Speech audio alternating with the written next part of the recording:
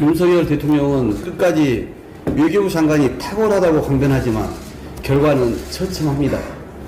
윤석열 정부가 미국의 인플레이션 감축법, 즉 IRA에 대응할 골든타임을 놓친 사실이 또다시 드러났습니다.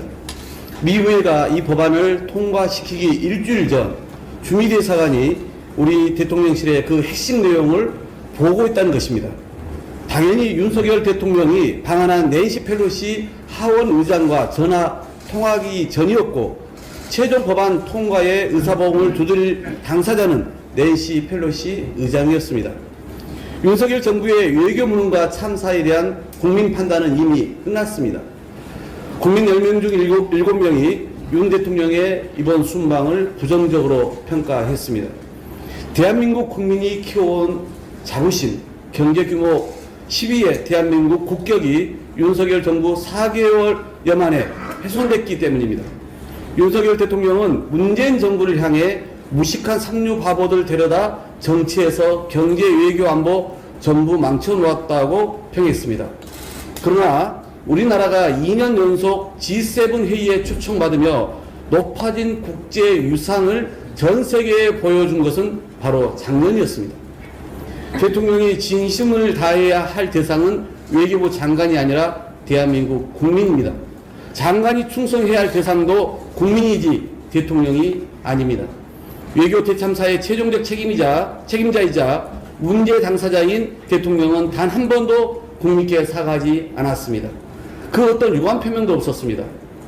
자신에게서 비롯된 무능과 말실수의 화살을 화풀이식으로 언론을 향해 겨누고 진실 규명만 주문했습니다.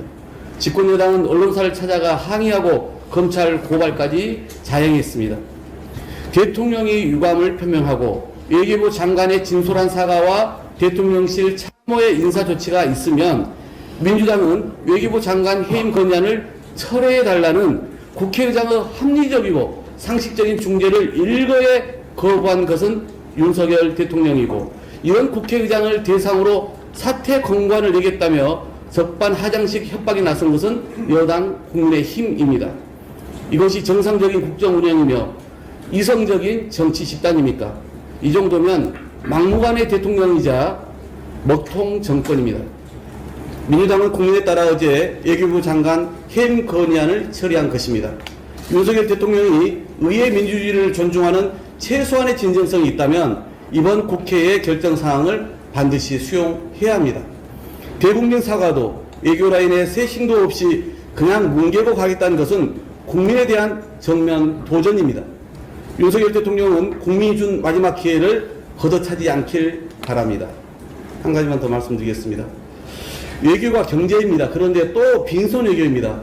해리스 부통령 방안으로 IRA에 대한 분명한 성과를 기대했건만 한미 간 공감대만 확인했습니다.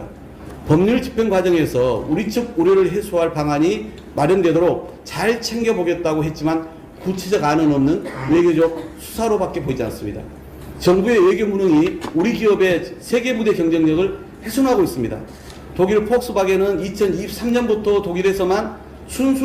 미국에서만 순수 전기차 9만 대를 생산할 계획입니다. 벤츠는 이미 미국 엘라바페마 공장에서 전기차 생산을 시작했습니다.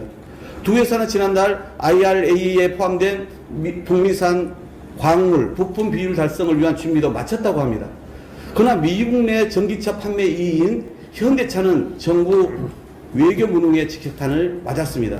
현대 전기차 공장이 들어설 미국 조지아주에서 IRA 개정 및 변경을 요구하는 목소리가 나오는 것이 그나마 다행입니다. 이마저도 기업이 노력한 결과입니다. 경제는 신뢰입니다. 무한한 대통령을 신뢰할 시장은 없습니다. 정부에 대한 불신이 고스란히 시장의 평가로 이어지고 있지 않습니까? 증시는 폭락하고 환율은 폭등하고 있습니다.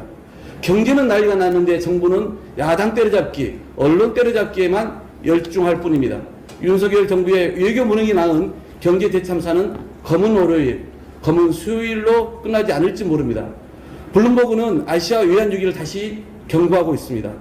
지금 정부가 현명하게 대처하지 못한다면 우리 국민이 가장 잔인한 10월을 맞게 될 수도 있습니다. 무능한 정부의 최대 피해자는 세계 무대를 누비고 있는 우리 기업이며 우리 국민임을 윤석열 정부는 명심하기 바랍니다. 이상입니다.